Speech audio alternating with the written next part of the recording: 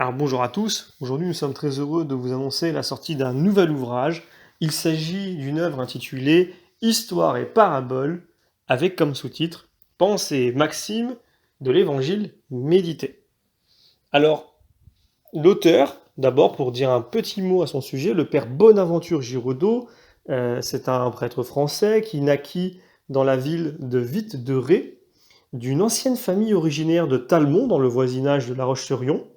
Son ouvrage, que l'on pourrait presque appeler l'évangile médité du père Giraudot, on pourrait le décrire de la façon suivante. C'est la voix de la pensée descendant dans l'âme, interrogeant l'homme et lui montrant tour à tour les pages divines qui menacent le vice, mais soutiennent et consolent par l'espérance du retour à la vertu. Donc il offre partout dans son œuvre un style grave, simple et sans ornement. On voit que l'auteur s'est incliné devant les maximes de Dieu fait homme et n'a voulu que traduire des mots dont le pouvoir et la force n'ont pas besoin des secours de l'art. Alors, cet évangile médité est partout semé de pensées profondes et qui semble emprunter au livre des prophètes. D'ailleurs, à l'époque, l'éditeur, qui est à l'origine donc de la première édition, a voulu joindre aux paraboles diverses pensées et maximes de ce même auteur, donc du père Bonaventure Giraudot, qui était restée jusqu'à présent inédite. Elles forment le complément de ces instructions, devenues plus que jamais nécessaires aux générations qui s'élèvent pour les guider dans la carrière d'une vie semée de tant de précipices. Alors, c'est une œuvre assez spirituelle qui m'a beaucoup plu et que j'ai choisi de rééditer pour la mettre à votre disposition. Donc, pour citer quelques sujets qui sont abordés dans cette œuvre, puisque ce n'est pas une lecture finalement de l'évangile comme une sorte de commentaire où l'on passe de verset en verset, mais c'est plutôt des leçons qui sont étalées sur plusieurs semaines. Donc il y a des leçons sur la foi, sur la piété, sur le caractère du chrétien, sur la charité, sur la vie humaine, sur la fin de la vie, sur le sacerdoce, et sur le devoir du chrétien, sur le ciel en tant que récompense aussi du chrétien. Donc c'est une œuvre qui se lit facilement, qui n'est pas très, très longue à lire d'ailleurs, et qui, moi, je trouvais assez intéressante à reproposer.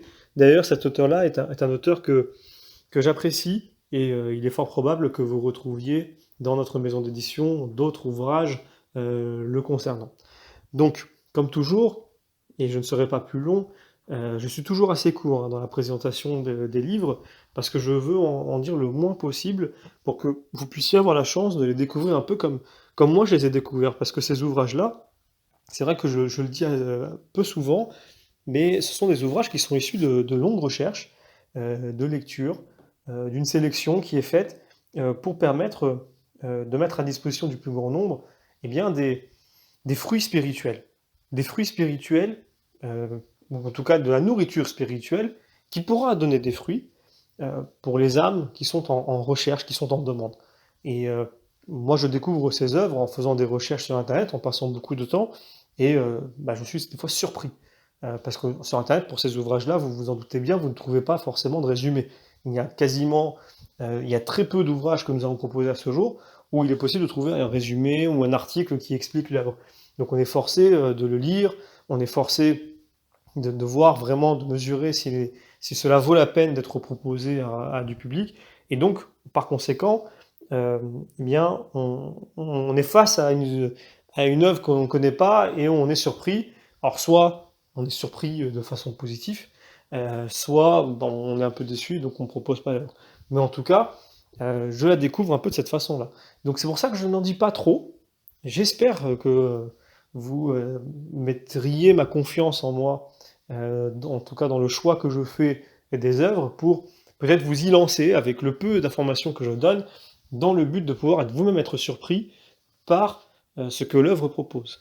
Voilà. Donc, comme toujours, je vous remercie pour les éléments que vous nous transmettez, que ce soit des messages, des mails, des commentaires, les likes, les partages que vous faites également. N'hésitez pas à en parler autour de vous, cette maison d'édition a besoin d'être connue. N'hésitez pas vraiment à partagez sur les réseaux sociaux, partagez, je ne sais pas sur quel réseau vous êtes, sur Facebook ou autre, pour que le plus grand nombre ait accès à ces ouvrages, qui sont des ouvrages de qualité. On a vraiment cette certitude, parce que sinon on ne le proposerait pas, et surtout des ouvrages à bas prix. Il y a tout un tas d'œuvres dans notre maison d'édition qui sont à bas prix. Et c'est très important parce que beaucoup de gens sont en recherche d'ouvrages catholiques à bas prix. Voilà, donc je vous remercie à nouveau et je vous donne rendez-vous pour la prochaine parution.